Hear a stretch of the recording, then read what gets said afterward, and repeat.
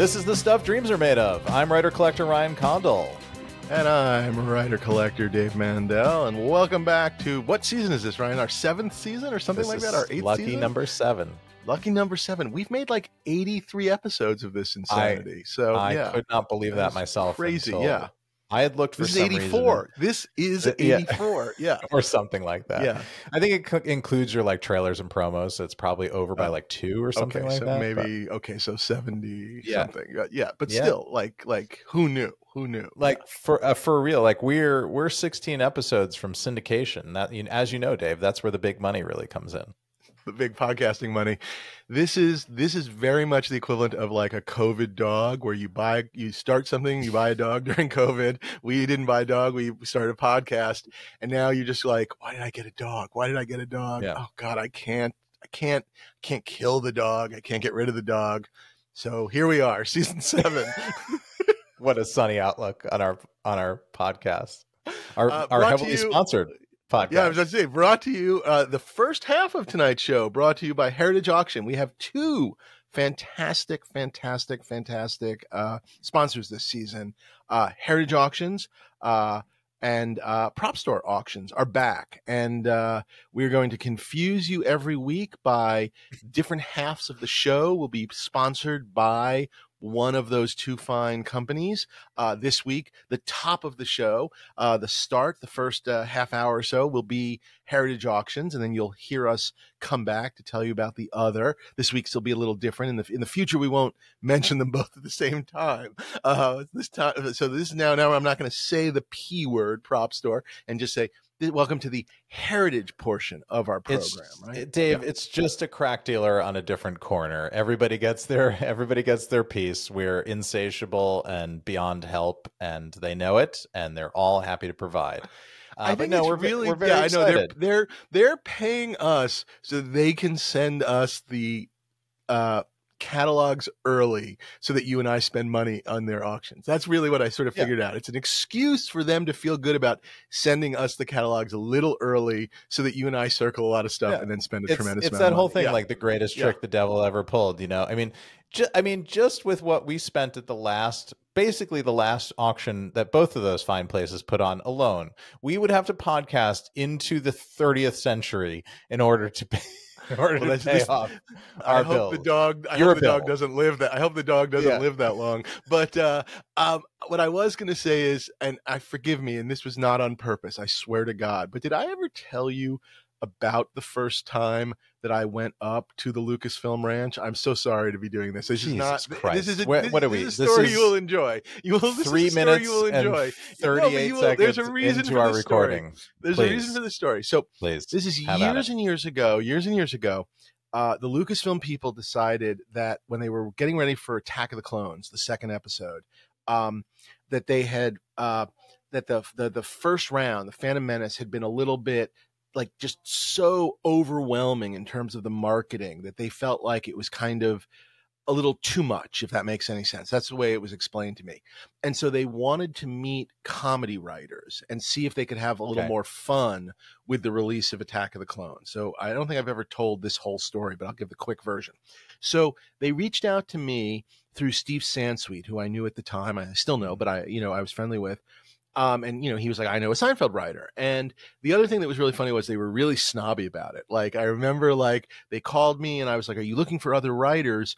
And then as I started naming some of my other, comedy writing Star Wars friends, like, as long as I was like saying like, oh, what about, my friend Scott, he works at Friends. They were like, oh, that's great. And I'm like, so, my friend Dennis, he works at Saturday Night Live, and Robert, he works at Saturday Night Live. Oh, that's great.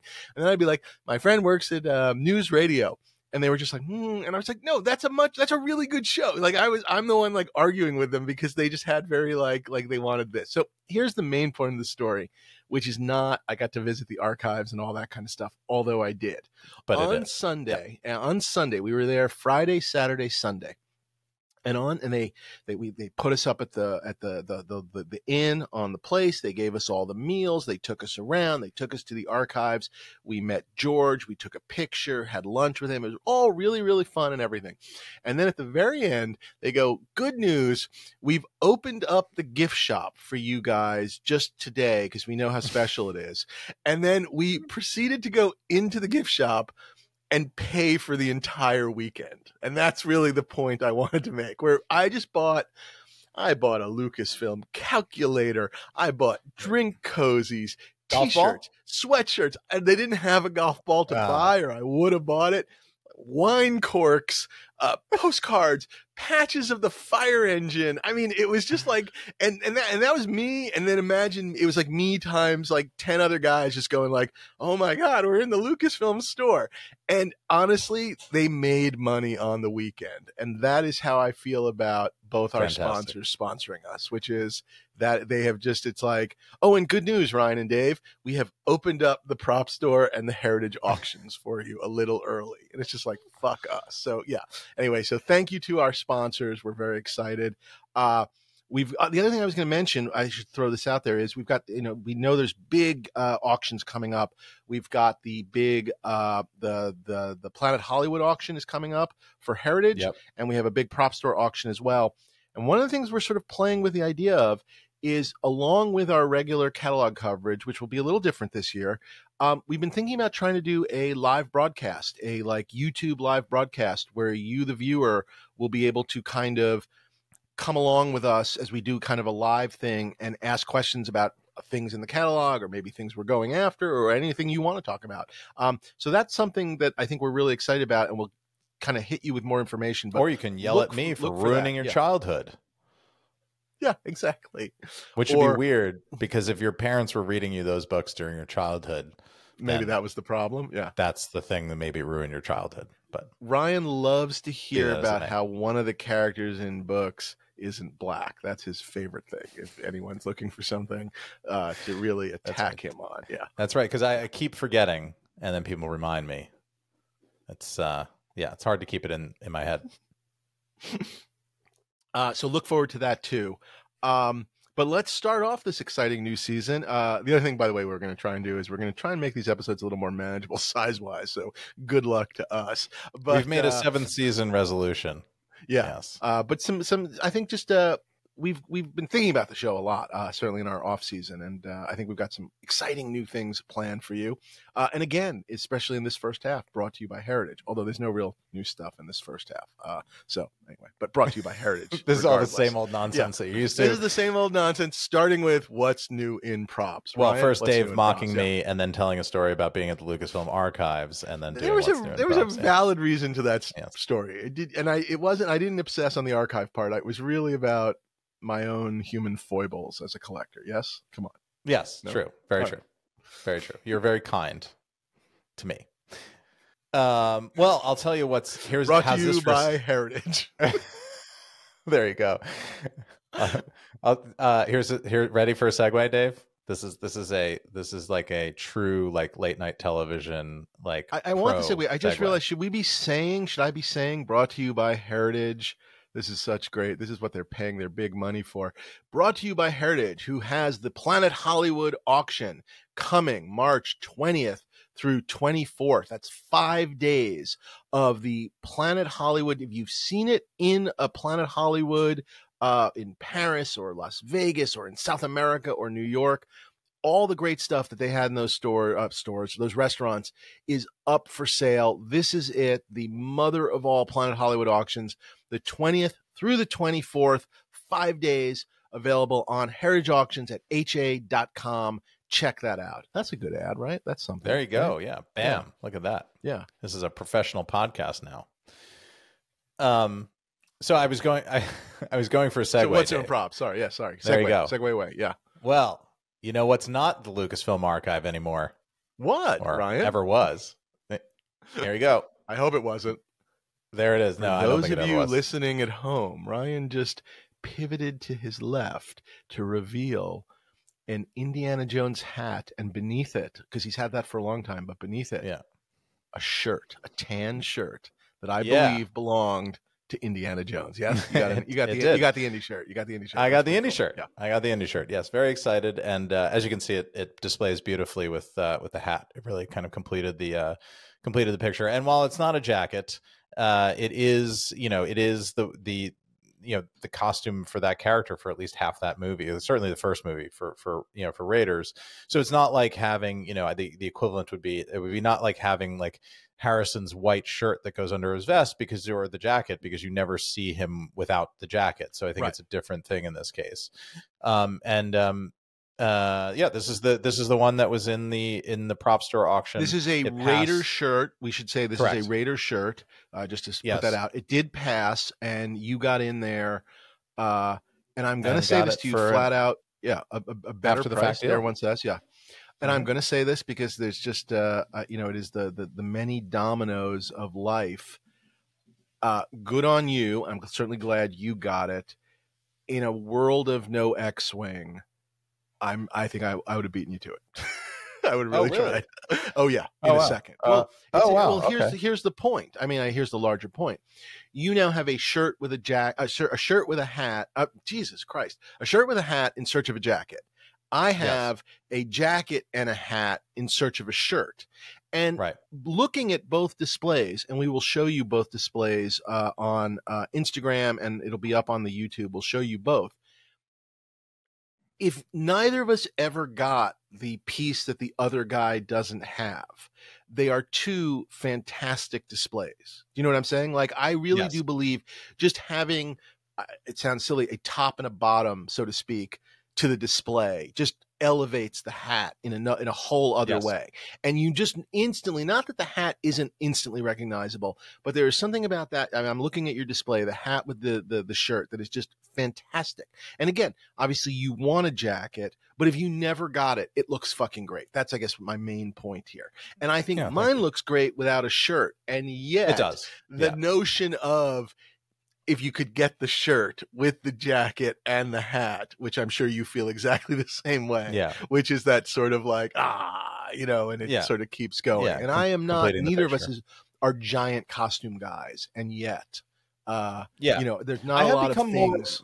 I have become more of one in the recent years. I've come to really appreciate specific wardrobe, and I don't think, I think specifically genre, specific like this sci-fi wardrobe. I was going to say this world where it's I don't think I'm going out and buying suits from Cary Grant and I love Cary Grant. No, it is something.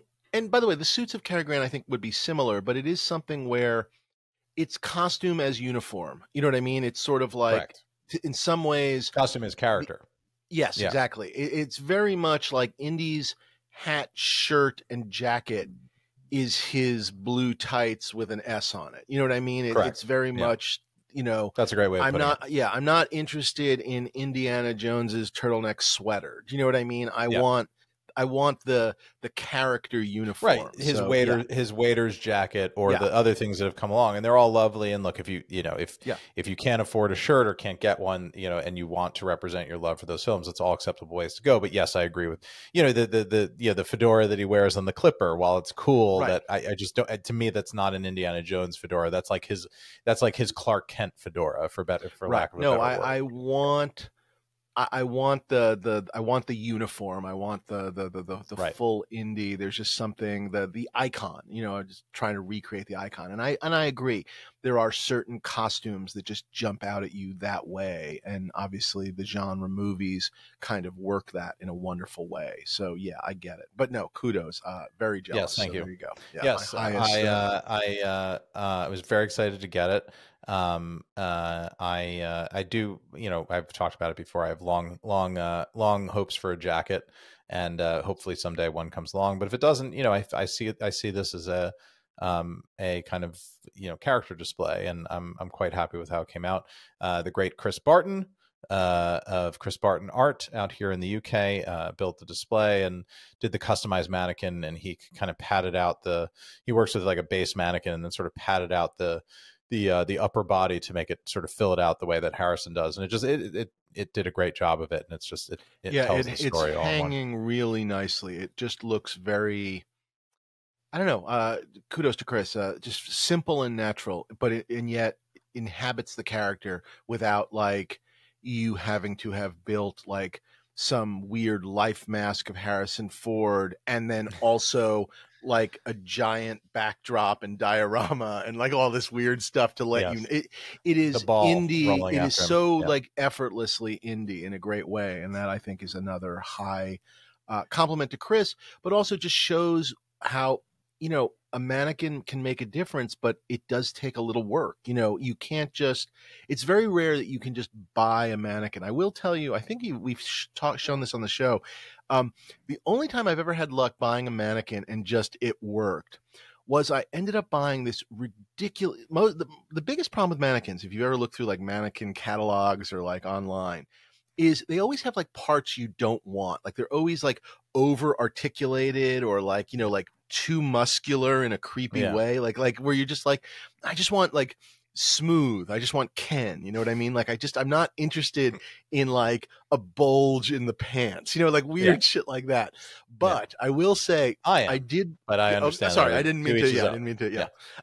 But I did buy a chest up mannequin that was so ridiculously muscular, and I put my con costume on that. And it's the only time it was absolutely perfect. And I know that mannequin. I love that mannequin. Because it equals the insanity of Ricardo Montalban's real chest and build. Like where it just like, it would be, and it works beyond perfect. And I'll put a picture up as well. It's the only time I ever was just able to kind of go, mannequin, go. You know what I mean? Whereas every other mannequin, you know, someone's usually working on it for me, Tom or Gino or Rob Klein, to kind of dial that mannequin in. And there's an art to it. I know we've talked about it in display episodes. So anyway, very cool. Kudos.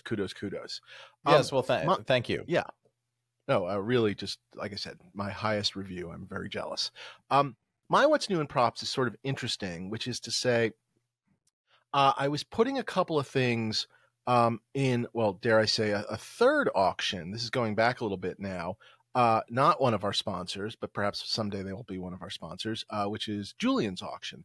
And I sent a couple of things, and these were they were just doing an auction right at the right time. And I just wanted to get some stuff out as I was cleaning my condo a little bit. So this is now going back a couple of months. Yeah. You're unarchiving, so to speak. Exactly. And these were some things that, I mean, I hate to say I guess I regret them now, but these were some things that I had picked up from, you know, various later Star Wars movies that I did not particularly hold in high value and just didn't really care and just kind of wanted them gone and kind of wanted them out quickly while the getting was good, is the honest answer. Right. And I sent a couple of things to Julian's, and like sent them off, and they're here in the greater Los Angeles area. And a couple of days in, I kind of got an email back from Jason DeBoard, who I don't know what his title is there, but, you know, known Jason forever. Master of Ceremonies. Master of Ceremonies, lovely. And he basically was reaching out to me to let me know that there were a couple of items that were absolutely fine, and that there were basically 2 items that basically they had sort of checked out. And what they were from Rogue One, and I'm going to pull them out and I'm going to show them to you. So this is what is her name? Jin, right? That's her name. Yeah. This is Jin's. This is Jin's gun. It's not a hero gun, or in theory a stunt gun. So Jin's gun, and then the second piece. Sorry, I could have had this ready. You'll laugh. This is sort of an unboxing video, Dave. Yeah, I guess it's like an unbagging. Is that something? Yeah, something an unbagging. And this is Jin's. Again, I'm going to kind of go like this a little bit. This is Jin's bow staff, but in its belt form that hangs on her belt before she opens it. Yeah, correct. And so these 2 pieces, I've had these pieces like a while. You know, when Rogue One came out, I kind of felt like, you know, at the time that was probably the best of those Star Wars movies, and I kind of liked it enough, and I still think it probably is.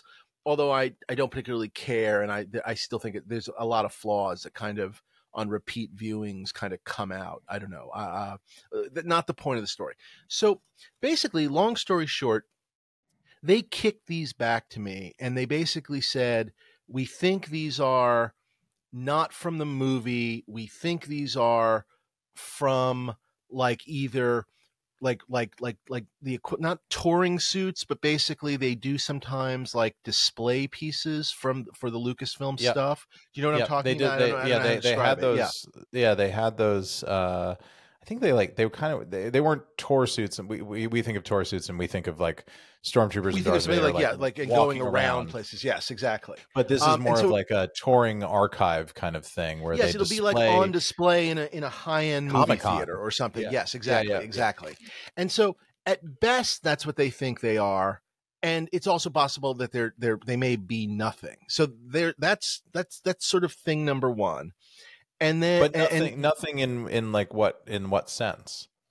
Well, nothing in the sense of they may not have been that, or they, it's not even like I can go, oh, these are from those and they were on display in this auction. Right. What they certainly could be.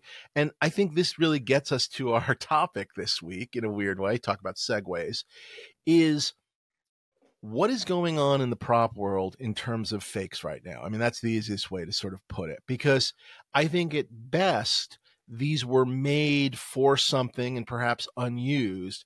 And at worst, these were just simply made to be sold to someone like me who bought them.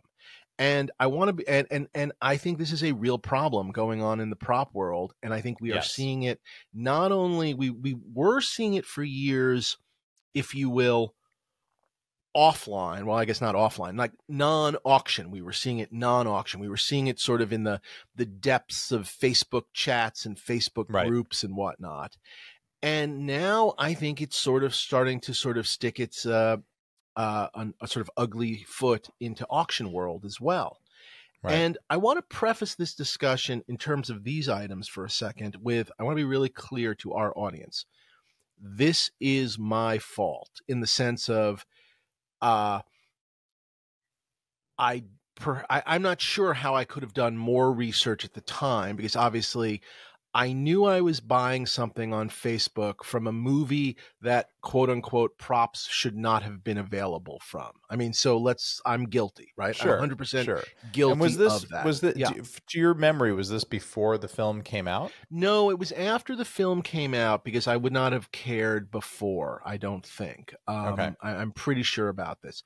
And I did actually try and go back to figure out, like, and again, I'm not sure, it's not like they were bank breaking or anything like that, but I am annoyed. But I was trying to figure out, like, where did I get these things? Like, I honestly tried to sort of trace it. It's one of the problems with stupid Facebook Messenger, which is where a lot of this seems to go down, which is, unlike your emails, it's not as archivable, I guess, or I guess maybe on purpose for this reason. So I'm to blame. Let me start with that. I am to blame. I bought something without really perhaps figuring out how to authenticate it, I guess, in this case. And I was also stupid, because I sort of believed the source, whoever my source was. And I honestly don't remember my source, who told me this was more or less coming from the set, and it was all a really good story. Right. And there was a lot of other stuff, that I was being offered along the way. And so it seemed like a source, meaning, where is this stuff coming from? And, again, my fault, but here we are with these sort of two pieces that at best I can maybe put on, I don't know, eBay and sell as replicas. I mean, I'll get a little money out of them or whatnot. It's all my fault, but the bigger problem is, why is this shit existing and what's going on in our hobby? So I don't know. That's my giant segue to you. Yeah. Wow. First of all, I'm sorry, and second of all, I see what you're saying with the it's my fault, but it's also not your fault, because there's an asshole out there who's but I do feel like I was. What's the word? It was like I got mugged while I was trying to buy drugs. I mean, I don't know what to say. That's the version of it. That's unfortunately what I did, and it's hard to. I'm not calling the cops, but if you did call the cops at some point, you kind of go, "Well, what were you doing there?" I was buying drugs. It's like that. Yeah. So yeah. Yeah. And I understand that part. And and this is, part of why I think some bad actors have been able to prey on people in the hobby of recent. And I think there's a few levels of things going on, which we're going to talk about as carefully as possible. and it's a bit scary because, as everybody knows that's been listening to this, the money in this hobby has gotten very real. Yep. And the money has always been real as far as I've been in it, but not really with modern pieces. I guess it was more of like vintage pieces that, like, sure, look, there have been fake stormtrooper helmets from a New Hope, but as of this recording, there are enough experts in the world that can quickly sort of read through and debunk those things. You can't really, most of the vintage props, there is a sort of way through it to figure it out. It's this new stuff that's just really, really, really hard to navigate, and a lot of that goes to the way they're made. Yeah. They're mass produced, a lot of 3D scanning and whatever, so that, and then 3D scannings and then making printing molds where you can just make, and printing, and you can make a lot of them. And that's part of the issue. Is a couple of things that jump out at me. Number one, obviously, in terms of quote unquote doing your research, it's hard to do research on a movie that hasn't come out yet. You know what I mean? So if you are dipping your toe into this very murky world, you are buying something from a movie, perhaps sight unseen, that hasn't come out yet. You know what I mean? And what does that mean? Number two, even if it has come out, perhaps you don't have it at home on 4K to do the screen grabs and whatnot to try and match up. So that's number one. Let's start there. Yep. But going to the larger point of the 3D printing and the mass production, I think really what it comes down to is the fact that on these new movies, extras are clearly being made. And I know this is something we've talked about, but how do you then distinguish a piece from a movie that was used and versus a piece where someone ran off 10 extra ones and put them into the community? I mean, that's really the vicious problem, because that's this thing, part, yeah. This gin gun may be perfectly right. It may be exactly like all the other gin guns, although I do think in this case there is some specific difference with this one where you go, okay, that's why they think it's one of those display suits. So there is something specific about it. But the larger it was point ginned up. is, there you go. We've been waiting for that. But this is part of the problem. I will give you another example. Sorry, and this is me, as I'm the big asshole, but this is what happens when you clean your apartment. This is a piece that was sold to me. Sorry, if you can see it. It looks a lot like one of the bunker bombs from Return of the Jedi. Oh, sure. Yeah. If you can remember those things, the magnetic bombs. And this was sold to me, and it actually has like a battery on the bottom for like a light or whatever. And this was sold to me from quote unquote one of the recent Star Wars movies. Like, I can't remember. It was either in, I don't even remember. It's like I don't even remember what are the ones after. It's like Revenge. There's Revenge. Rise of Skywalker. Rise of Skywalker. I don't think it was right. It was one of those. Maybe it was like Last Jedi. I don't even remember.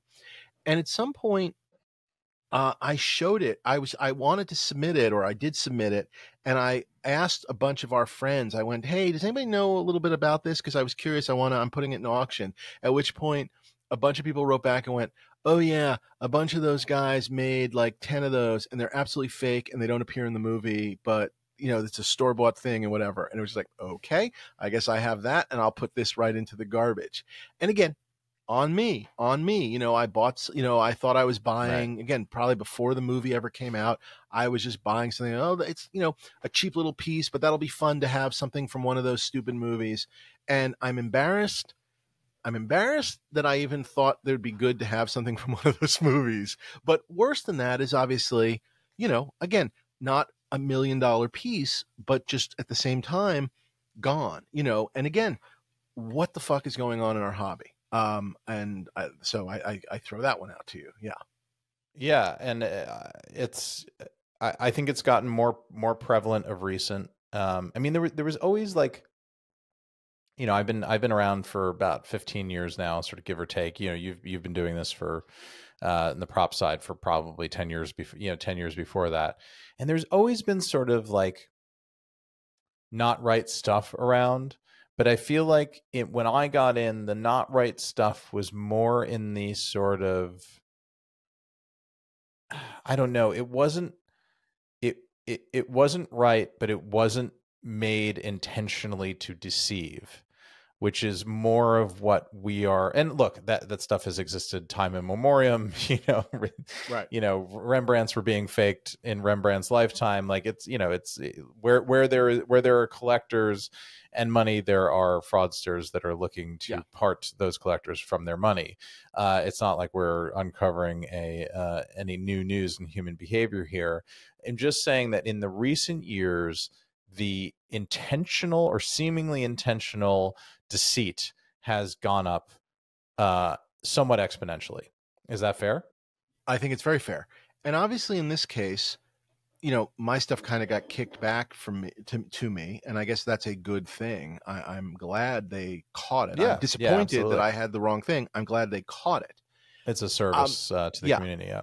But I think across the board, things are slipping in. I mean, I don't know how else to say that, or at least things that are questionable. And the biggest problem, and not necessarily to the fault of the auction houses either, because this, as you showed, like, who the hell can tell, especially with like a modern prop, and like, even if the provenance in these things is always shady, because those things aren't supposed to be out there in the first place. There have only been one or two. There've been 2 official Marvel auctions, and there's X number of pieces from those. Yeah, and there's and then there's a couple of charity pieces. Right, but they're charity pieces from the Star Wars world that have been officially released and out and whatever. But those, it's like count them on J.J. Abrams signed helmet. Yeah. There's that, and then whatever. There's a limited number. So it's not like, I mean, again, to my fault, there's not an official release of this that like, oh, it's that one. So you are taking it upon yourselves to kind of trade in this world. And again, I do think there's a difference too, and maybe I'm drawing a strange line. If I decide to do this and I get fucked, I got fucked and it's my fault. When this stuff starts, when I then, not knowing, start giving stuff to auctions and they don't catch it, and in this case they did catch it, but if they don't catch it because I don't know and they don't know, then what? And if this stuff is gonna slip through, there's just no way it doesn't slip through. Do you know what I mean? And it does, for me, raise questions about like the sheer number of certain props, like the Thor 2 hammers that we always joke about. And I'm sorry. I'm sorry. I don't even know. I'm saying this to you right now, very unaware if there's even a Thor 2 hammer in any of these upcoming auctions. And I'm sure people are going to get angry. I would not touch a Thor 2 hammer if you paid me. I mean, literally, if Chris Hemsworth himself, took me into his house, opened a safe, and said, this was the one I was keeping for myself, and I'm giving it to you, I don't want a Thor 2 hammer. I mean, I'm just like, that's you one wouldn't touch it with your Jyn Erso blaster, Dave. With my fake Jyn Erso blaster. Yeah. I wouldn't blast it with my fake Jyn Erso blaster. I mean, again, I just like, that's one that always, I know we joke about it on the show, but jumps out at me. And that's one that I don't like. Yes, there are certainly too many out there, but that's even one where it's like, it was so long ago that I even wonder if like, maybe they just made a bunch of that. Maybe that was like a high level crew gift that was just sort of like, all the HODs got a Thor hammer, and it wasn't done necessarily with malice. But it kind of doesn't matter. I mean, look, we can go in and out of this topic in many different directions, as we certainly will, because you're listening to the stuff dreams are made of. But my bigger thing is like, and thankfully I'm a collector of vintage stuff only, so this is a much easier land for me to navigate. With this, I can just sort of observe it from the outside. But like, my bigger thing is like, how do you buy a real Jyn Erso blaster in this world where there is, if you have that one, certainly it's not the only one. Certainly there was someone in the production line going other people are listening to this going, wait a second. Yeah, exactly. I need to look at my Jyn Erso blaster. Exactly. Yeah. And that's my sort of bigger worry for the future of our hobby that we love so much is like, look, my Raiders shirt will always be sort of bulletproof and be above reproach and question because it's screen matched, as will many things in your collection. But for the generation behind us that doesn't necessarily care about Raiders, that very much cares about Thor 2 and about Rogue One, where does the hobby go in terms of collecting physical artifacts from these movies we love if suddenly all of this stuff becomes kind of in question, and it's so murky that it's just so difficult to navigate through what's real and what's not, that it does kind of throw the validity of the hobby into question in a big way. And that's my sort of existential concern about what's been going on. More than 30 years after Planet Hollywood premiered in New York City, Heritage Auctions is holding a 5-day event celebrating film history, 1980s and 90s nostalgia, and that star power that Planet Hollywood spread worldwide. From March 20th to the 24th, Heritage will present Treasures from Planet Hollywood. That's Treasures from Planet Hollywood, featuring more than 1,600 props and costumes displayed in locations around the globe. Every offering is a blockbuster from a blockbuster, a movie memory that needs no introduction. Name a favorite movie, and it's likely there is something or some things momentous from that film in this auction. Titanic. The Star Wars and Indiana Jones and Alien franchises. You get all the good ones. Ben-Hur. Superman. Superman the movie. Oh, sorry. Terminator 2. Back to the Future series. Home Alone. Gremlins. Home Alone 2. I added that one. Sorry. The Addams Family. The Ten Commandments. Planet of the Apes. The Princess Bride. Shawshank Redemption. Rebel Without a Cause. The Die Hard films. See, that's a good one. Jumanji. Its offerings span A to Z. Literally, A Few Good Men to Zoolander. Home Alone 2.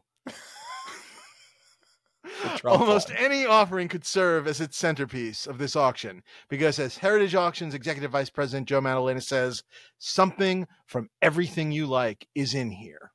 Many of the highlights from the auction are available to preview through March 18th at Heritage's Beverly Hills location at 9478 West Olympic Boulevard. It's open to the public and free, at least until you see something you really have to have on HA.com during the auction taking place March 20th to 24th. And trust me, you will. And if you go visit the stuff, tell them Ryan and Dave sent you. Home Alone 2. But not 3. I will start just today in me to simply go, I'm done. I mean, I'm truly, I don't know, maybe this was... You're done collecting? The X-Wing was it? But that was really it, Dave? That was the final piece?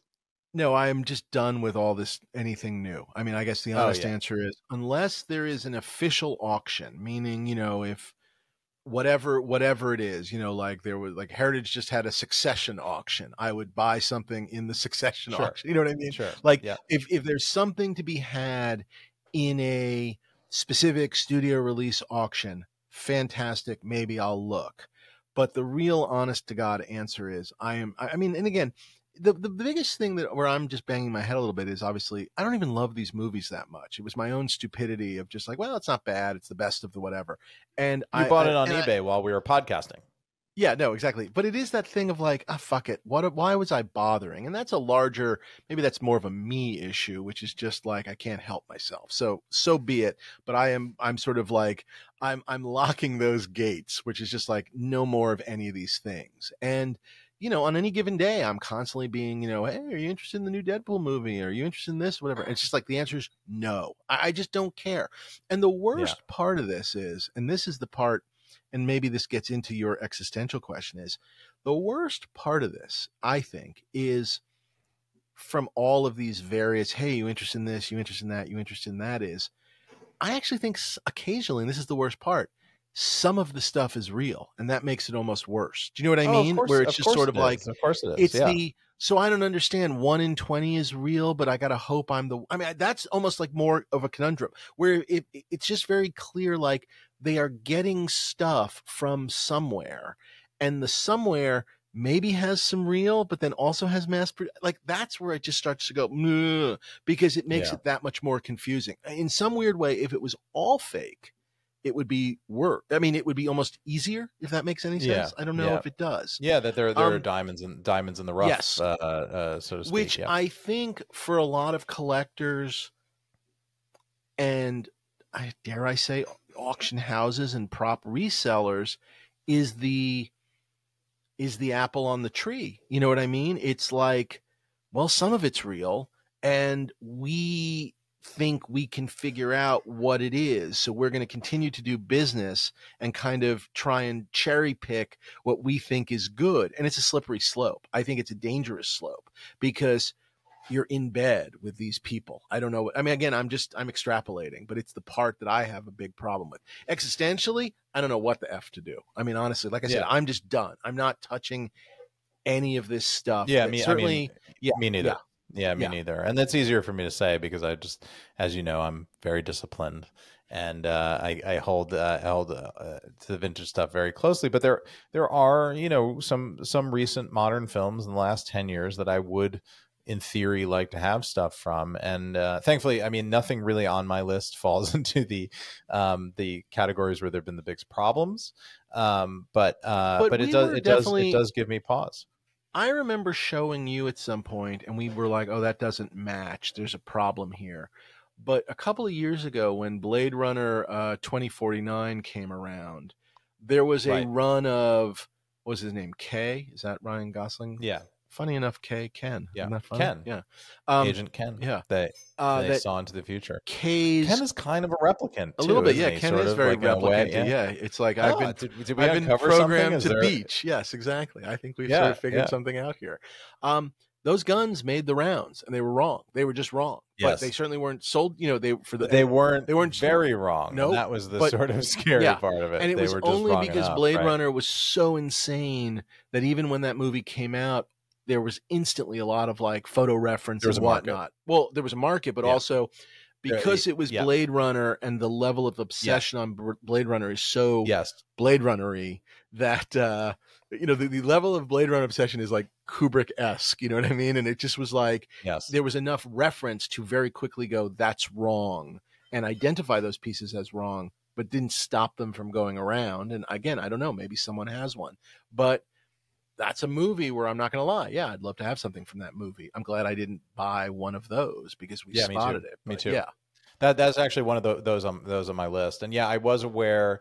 I did see some of those come through, and I didn't know enough at the time, and I just didn't want to. I was sort of thinking about it, and I was like, well, maybe if it's cheap enough, maybe you could justify it as a replica. This is the problem. I mean, if it's cheap enough, the idea being like, well, when these real ones do come, it's going to be like, you know, whatever, $100,000, and now I have an opportunity to get one for $15,000. And again, I apologize, I don't mean to be throwing $15,000 around lightly, but it seems like a bargain. I mean, this is the why are we doing this? Why are we susceptible to it? It seems like a bargain. It seems like an opportunity. It seems like you're getting in on the ground floor, perhaps before the movie comes out, perhaps when the movie just comes out, and all of these things. And it's just it's dangerous. I mean, it's certainly dangerous from the collector's side.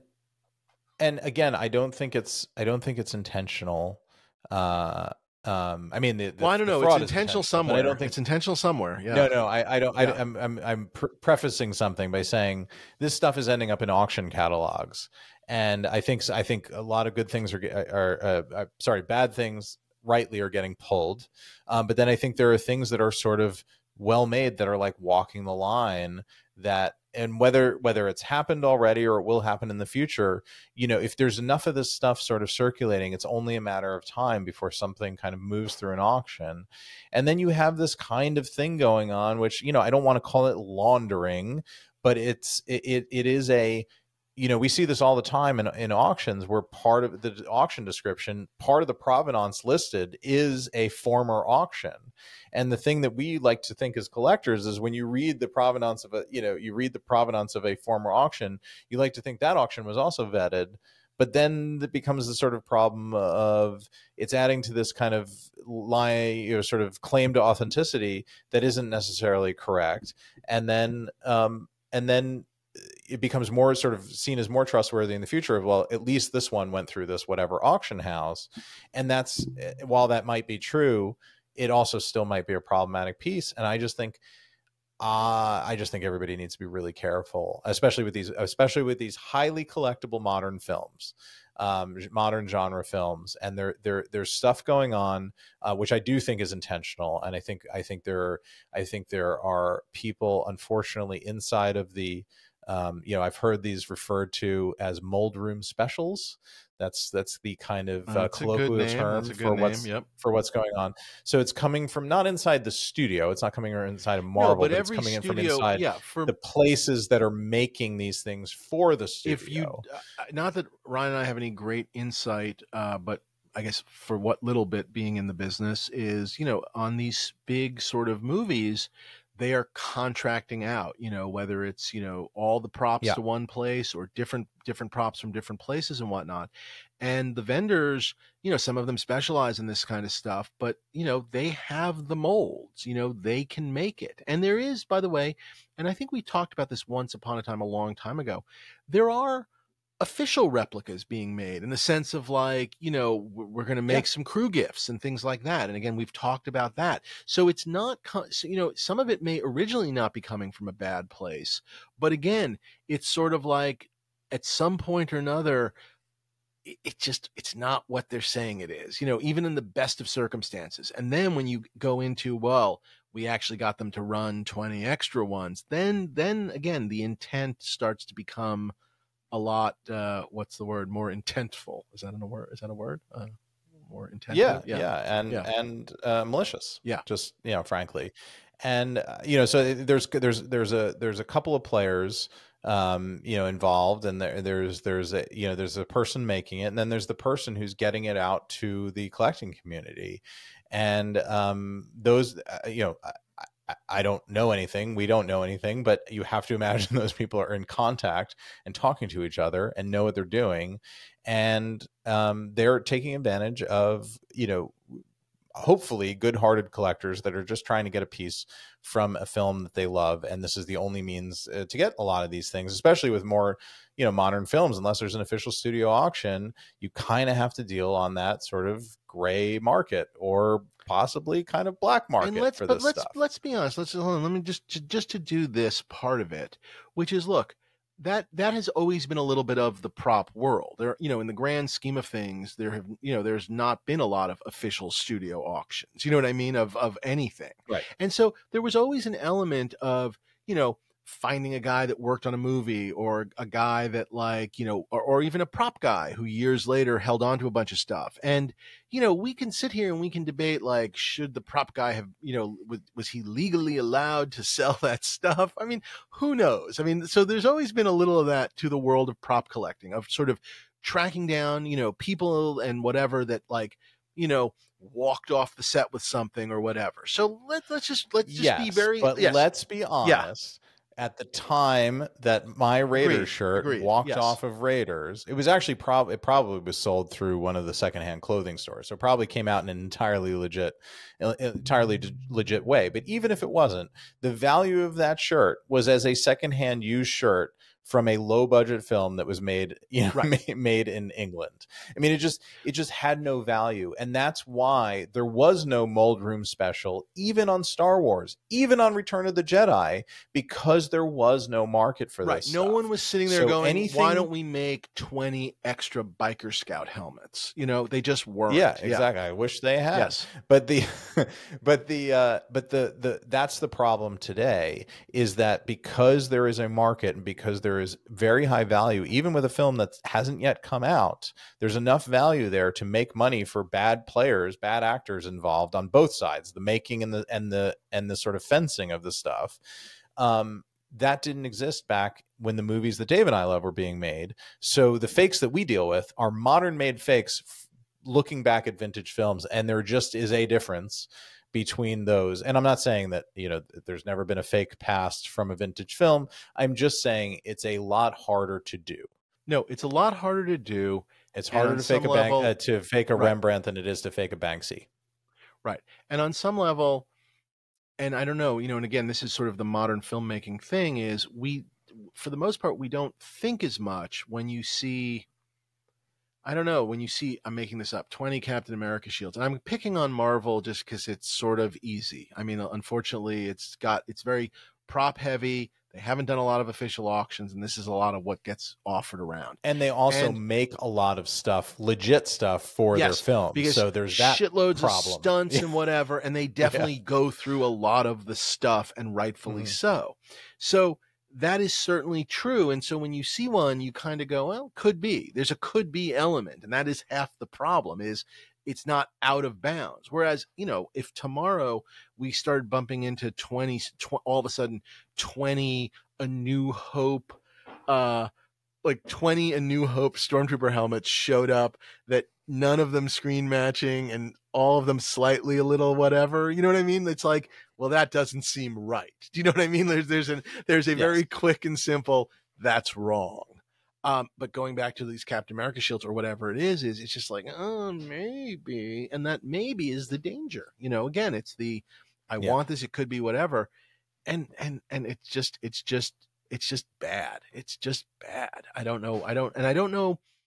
Look, I have no great answers. It's bad. It's bad. And while there are sort of fools involved, there are also very bad people involved. Right here. Yeah, I mean, but you learned. You didn't. I learned a lesson. Yeah, and you. I was going to say you didn't pass it. You tried to pass it, but got stopped in the natural sort of checks and balances order of things. I mean, you weren't doing it intentionally, but I'm saying there are fools involved in the sort of moving of this stuff around, but there are also very bad people with specific intent involved. And let us not excuse the actions of bad people, very bad people with zero morals and no moral compass as the act of fools. It's just they're two different things. And the people that are doing this, and we have our theories, the people that are doing this know exactly what they're doing. They've done it again and again. And I think in some specific cases that Dave and I know of has been going on for a decade.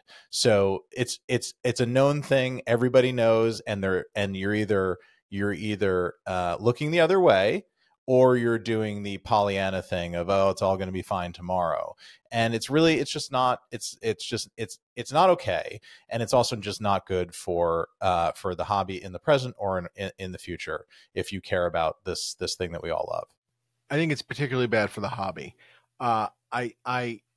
We are treading a line here because obviously Ryan and I'd like Ryan to be sued so that I could get the shirt, but I do not want to get sued. So we are definitely walking a fine line here. So what can we do about it? What can we tell you, the perhaps innocent listener going, holy shit, I bought one of those things or whatever? And I think the honest answer is first of all, just be informed. Let's start with that, which is just be aware that like what this stuff is or what it may be. And that if you are treading in that world, and again, that's a choice. And like I said, I treaded in it and I am now removing myself from that world. And for anyone listening, trotted. For anyone listening, please you're welcome. You can offer me anything you want. You're going to just start getting, you're getting nothing but no's. You know what I mean? But I'm also happy to not be offered anything. I don't want it. I'm not interested. At this point, I officially do not trust any of it. I just don't care. I just really not quite sure what to say other than that. And for you, the listener, especially again, if you're, this is, the area you've been, you got to be aware of what's going on. It may be time to look back on some of the things you've gotten and some of the stuff. And then you have a real unfortunate decision to make, which is to say, I think a lot of the stuff can be resold as a replica. I think, that's probably what I'm going to do with my gin gun, which is just sort of go replica. Here it is. It's, not selling it as a prop, selling it as a replica, which is basically what it is. You bought a replica. You know what I mean? You were buying a really nice, perhaps studio made replica, but it's Finally, a fucking replica. Yeah. I mean, I don't know what else to say. You thought you were buying a prop, you bought a replica, and to sell it as anything else, if you have gotten yourself sort of trapped in these pieces, is bad business also. And I guess as much as I don't blame you, as you didn't go into this, trying to get something that was fake. Now, if you want out of it, you have to be aware you can't just pass it on and hope no one notices. So I'm going to sell my stuff as replicas. I think the stupid bunker bomb thing I may just throw in the garbage, quite honestly. Or perhaps we'll auction it off, or not auction it off. Maybe we can do as a prize to somebody, like a booby prize, or even a good prize. Like you get to win this thing that I got tricked into. You should sign it. You should sign it and write like do your research. Do your research. Exactly. You know what? Write in. What's our email, Ryan? What's our email? DreamsareMadeOfPodcast@gmail.com.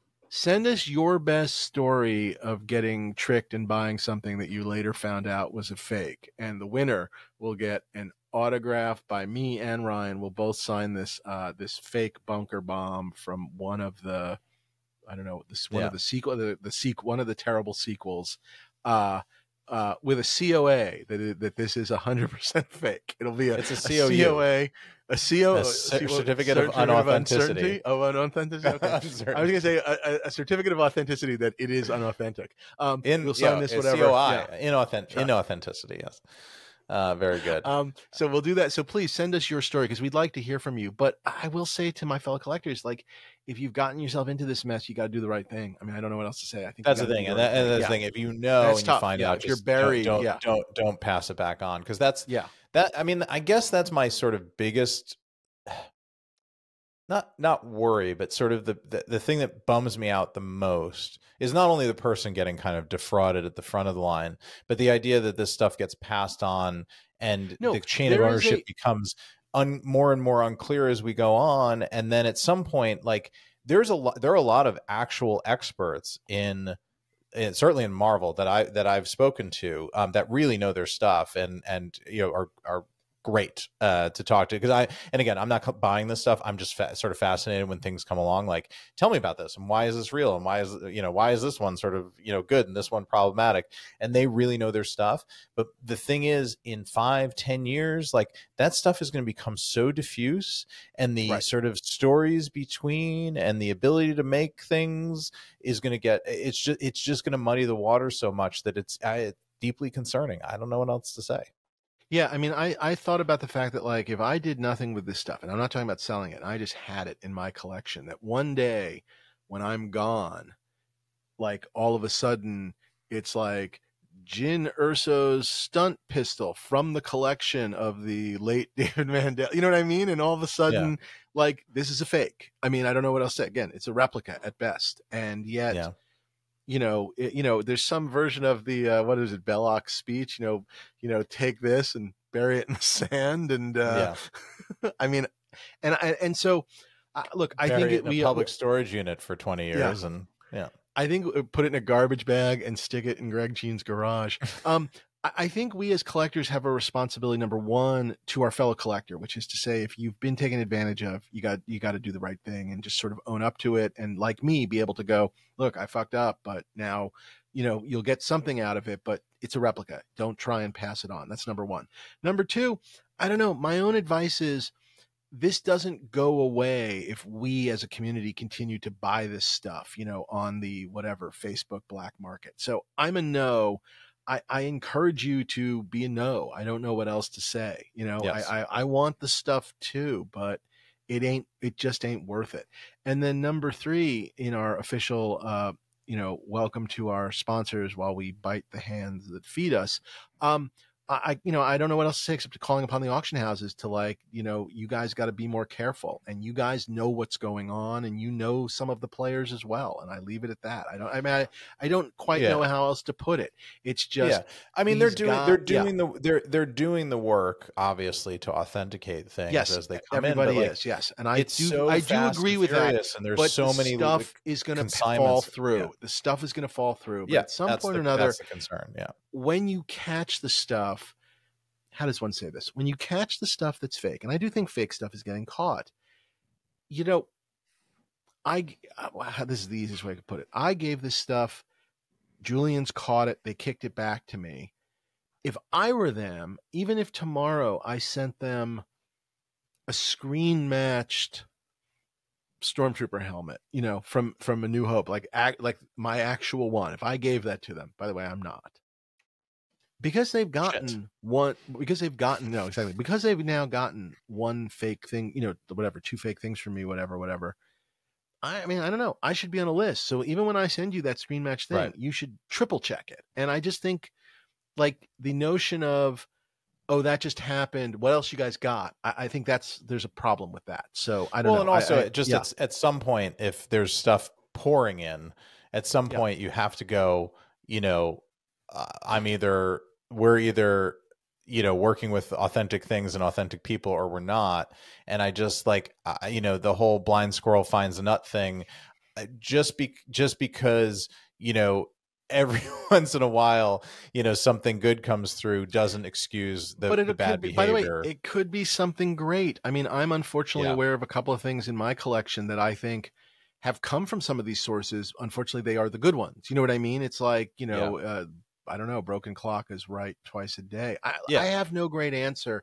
I guess this is my ultimately, request. I think unfortunately, it's really incumbent upon we're just, two collectors with, two wallets, and we can vote with our wallet. But really, I think it's ultimately incumbent upon the auction houses to authenticate our hobby. And the things that are coming through there are being trusted as being, real and authentic. And I really do think everybody is doing their very best to authenticate each individual thing that comes through. But it's they are, in a way, what's the comic grading company, the CGC, right? They are kind of that authoritative body for our hobby, because there is no other way. There is no CGC. There is no CGC. There is no. And by the way, I don't know if you read this recently. Someone discovered that people were popping open CGCs and replacing books, and so even CGC, and again, that wasn't CGC; it was somebody doing it to CGC. But so here's the bigger picture. The numbers in our prop community have gotten really high. I mean, they just have. Insanely high, yeah. And they are now high enough that it is of people's interest to do bad things. I mean, I don't know how else to put it. Do you know what I mean? To purposely try and propagate fakes and whatnot. It's out there. And I guess we as collectors, I think there's an effort to say no. We as consumers need to say no. And I do think there is something incumbent upon some of the auction houses to kind of go, they may to say a word perhaps to some of their quote unquote clientele of like, look, we're sick of hearing about the fakes. We're sick of whatever. And I don't know how you figure it out. Obviously, they want to sell good stuff. Yeah, exactly. I have no great answer.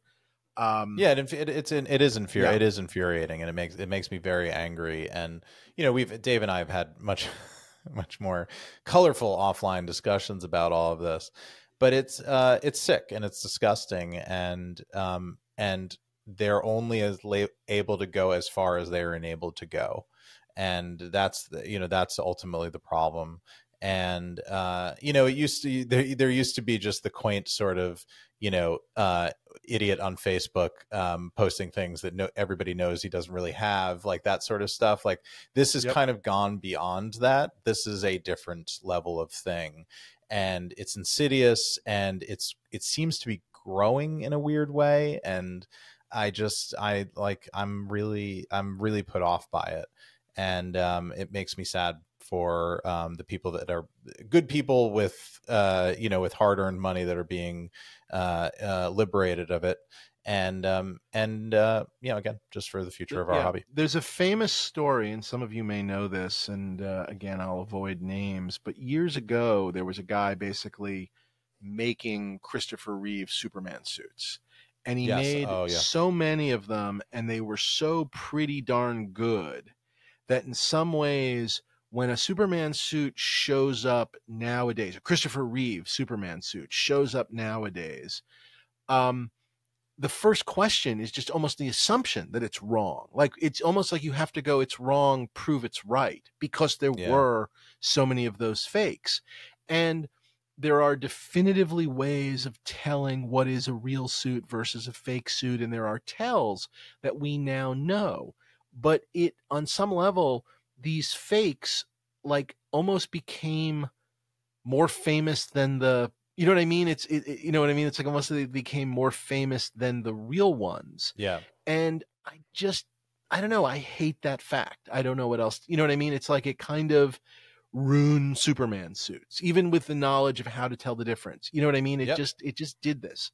And I don't like that feeling, and I don't like it for props that I like, and I don't like it even for props I don't care about. And again, it's easy for me to sit here now and go, look, it's not that big a deal if there's something fake from I don't know, the Falcon and the Snowman TV show. I've made my peace with. I'm not collecting on that. Do you know what I mean? Yeah. Like I'm Falcon and the okay. Snowman, Dave. Isn't that an old that's an old spy movie, right? You mean the Falcon and the Winter Soldier? Oh, Falcon and the Winter Soldier. That's right. Instead of Snowman. Isn't the Falcon and the Snowman like an old like Cold War spy movie? That's a spy movie with what's his name in it from Ordinary People. Yeah, sorry. Falcon and the Winter Soldier. Yes. That's so close to the Snowman. See, now that prop I'd be into. 80s. I don't even know what is it. Sean Penn is in that too. Really good. Yeah, but yeah, Timothy, what's his? Timothy Hutton. No. Yep. Yeah. Okay. Yep. Yeah. There you go. Sean Penn's incredible in that. All drugged out and crazy, whatever, and just like knocking on the door of the Russian embassy in Mexico. Anyway, not the point of the story. Falcon and the Winter Soldier. There's no whatever Bucky's arm I'm not interested in. So whether it's real or fake, I've made my peace with. I think I'm done with all of this stuff. But a lot of you aren't, and that's the problem. I guess. Right. No, and nor should you. I guess. But do your research. Do your research. Love the stuff. Be careful, but don't get mugged while buying drugs. I guess that's the easiest way I can go back to that and end on that. You just don't want to get mugged while buying drugs. Yeah. Episode title. Good title. Yeah. I feel like we managed to not get sued. I think we did a good job. I don't know. Maybe this was more of a giant editorial. You guys can tell us your opinions on that as well. I mean, it's been bothering us. This is just two guys with an opinion, but state of the hobby a little bit. Yeah. I think oddly become a bit of people kind of look to us to to kind of talk about these things, because this is the sort of stuff that like you're just not going to hear about unless there's a podcast of two people that should be doing different other things with their time and choose to do this instead. So this is why you come to see the Walter and what is it? The two Muppets. Statler and Waldorf of the prop world. That's us. That's right. Also right there. Also to your left, right. Yeah.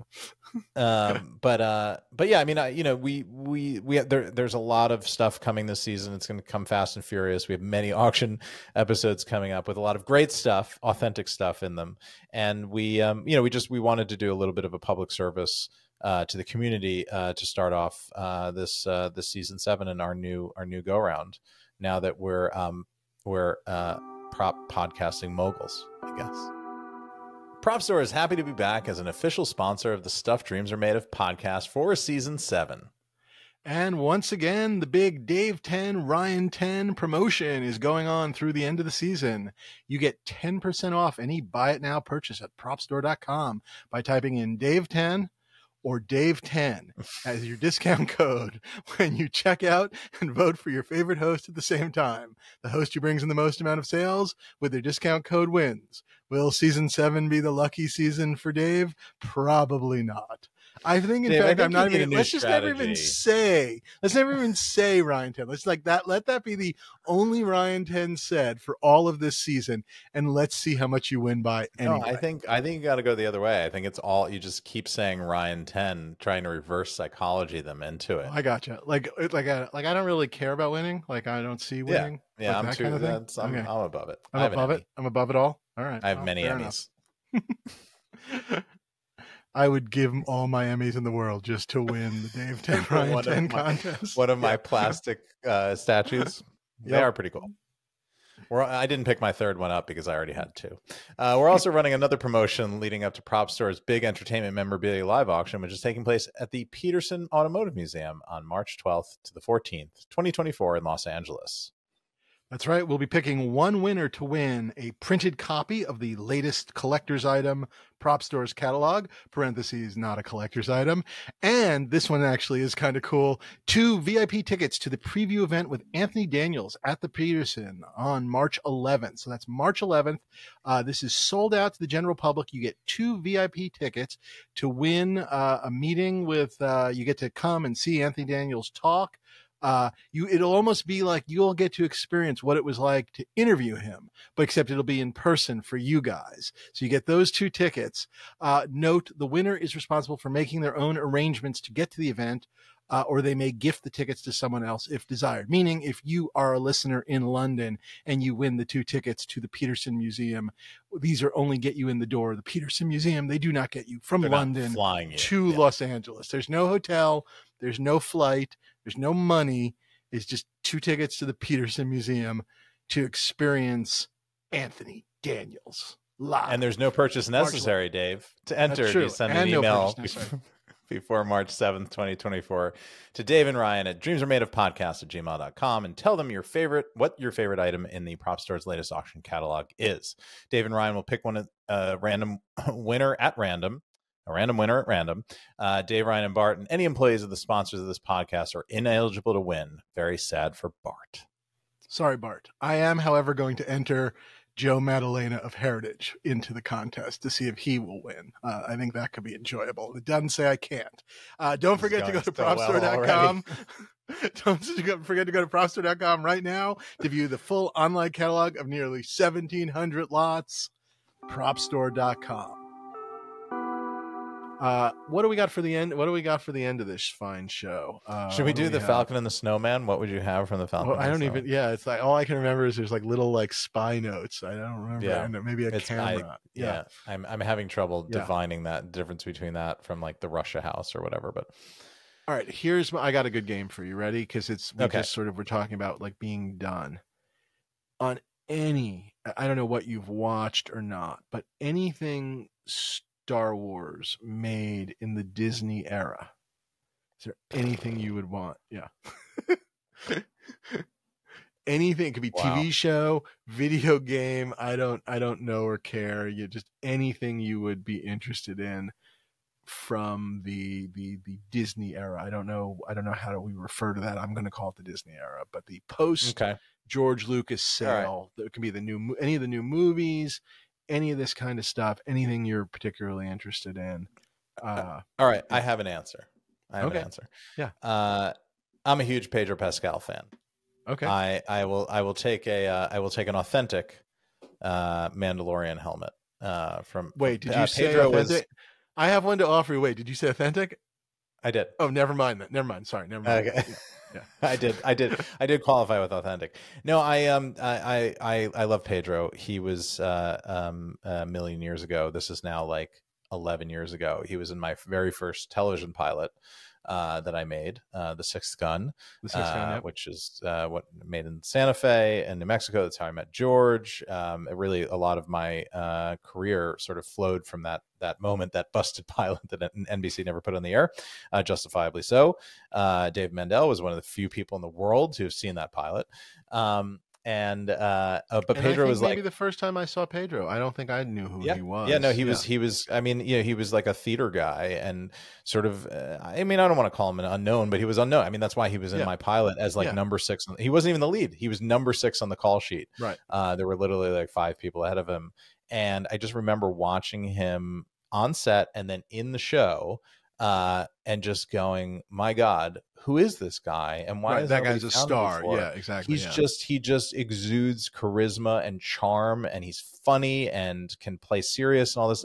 He was a Pinkerton detective in the show, and just I remember like he knew that I was a massive Thrones fan, and obviously George came to set, so everybody was kind of aware of that, and he was a massive Thrones fan. And then like 6 months later, he wrote me and said, "Hey, I'm auditioning to be this character." Oh, so it was right before he became the Viper. Okay. Yeah. And what I'm really saying is I discovered Pedro. I mean, that's really what I'm telling you. Fair enough. I'm not saying that. That's not what I'm saying. Pedro's amazing. He's also a wonderful human being. And anyway, so I love him. It's so you're just picking a Mandalorian, even though I don't think Pedro's in the Mandalorian, but anyway. Yes, he is. A separate issue. Yes, he is. Not sure he is. I think he works 2 days a year on that show, basically. I got to see him very briefly in LA about a month ago, and got to say hello for the first time in a million years, and was just like, I can't even believe what has happened to you since the last time I saw you, but very proud. Congratulations, all well deserved. No, it was just very nice to like see him again. He's still a very genuine person. It's just very good. Anyway, for all those reasons, I have a very warm place in my heart for him. I love Mandalorians and Boba Fett's in general, and actually really quite enjoyed that first season. It's very bubblegummy, but I really did enjoy the first season of The Mandalorian for what it was. So I'll take a Mandalorian helmet. All right, very fair, very fair. Obviously, my pick is a real Jyn no. Yeah. Yes, absolutely. Show done. Bart, roll the credits. Yeah, so that's it. Bye, everyone. No, I thought about this because as I was asking the question, I was like, well, Ryan will have an interesting answer, and I was like, I've got nothing because I just have come to not really enjoy these things on sort of any level. I will. This is a bullshit answer, so accept it as such. I guess if I knew 100% that, like, again, the authentic, I would probably take something connected to Adam Driver, who I still think was a great part of those movies. Oh God, yeah. Like I think the best part. Yeah, and I'm not sure about his arc or any of those things. And I love that helmet he wore, but of course then they got rid of that helmet he wore. So I guess ultimately I'm going to go with his lightsaber, I guess. But I mean, I'm just talking in a grand sort of, if it, airdrops to me. Yeah. Where the arc went is one thing, but the story of the concept behind that character as like a sycophant of an old dead cult, there's just something sort of like interesting about like the Charles Manson, the Manson family member that happens 30 years after the Manson family is gone. I mean, there's just, by the way, it's neo-Nazis on some level. It's people sort of like not even remembering like what the Nazis were, but kind of I mean, it's I think there's thematically really interesting. It just, I mean, this is a whole other, so I'm sure there's people podcasting on this all the time. I think the initial ideas of what that trilogy was going to be and then where it ended up are two very different things. So for sure. Anyway. All righty. Well, please welcome to the new season. Please join us. Keep your eye open for announcements about a live podcast on YouTube, and we'll be wanting people to be there and questions and all that kind of stuff. We're going to try and make that happen. So more to come on that. Follow us on social media at Props Podcast on all the exciting social media. We have a YouTube channel. You can find us there. Please rate and review us and tell friends about it. Tell people that are prop fake makers that we're talking about them, and then they can complain about us. I look forward to that. I look forward to all the Facebook messages from all my friends. Dave. And remember, email us and send us your best story about getting sort of ripped off about anything, and you can win the autographed fake bunker bomb from one of the sequels that we're not even sure which one. I'll try and figure that out, which one it was. Why did you buy that thing? Like, even if that was real, like, what is that thing you bought? Well, because I thought I was gonna. I had a Jedi one. I was like, oh, that'll be cool to kind of put it next to. Anyway, guys, this man could essentially remake a good portion of the Star Wars trilogy with what exists in his condo. Why is he buying this stuff? Like, why? This is going to be the best. This is the best of my new movies. Look into your YouTube. I'm doing a 6-episode. I'm doing a 6-episode Disney Channel show called Bomb Maker. Star Wars Bomb Maker. It's about an Imperial guy who makes these and then learns about what he's doing and then drinks some blue milk. That's very good. 6 episodes. He's missing 2 fingers. Yeah. So please email us once again at something. Dreams are made of podcast at gmail.com. Very good. And we will see you next week for some auction catalog action. Auction fun, new auction coverage. Bye, everyone.